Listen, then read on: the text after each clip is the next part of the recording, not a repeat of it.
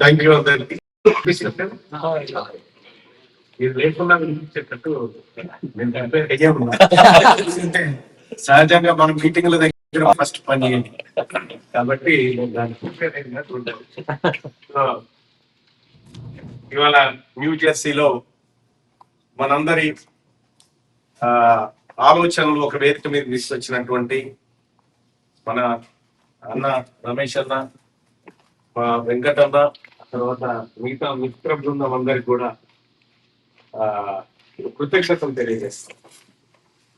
సహజంగా వెంకటన్న ఒక చాలా మంచి మాట చెప్పిండు. అన్న మమ్మల్ని అట్లా చేయకుండా అన్న చాలా పెద్ద మాట. ఎగ్జాక్ట్ గా నేను దానికి క్లారిటీ ఇవ్వాలి. అది ఇవ్వకుండా నేను ఇంకా మిగతా ఏం మాట్లాడినా తప్పు. ఒక మనిషికి కోరిక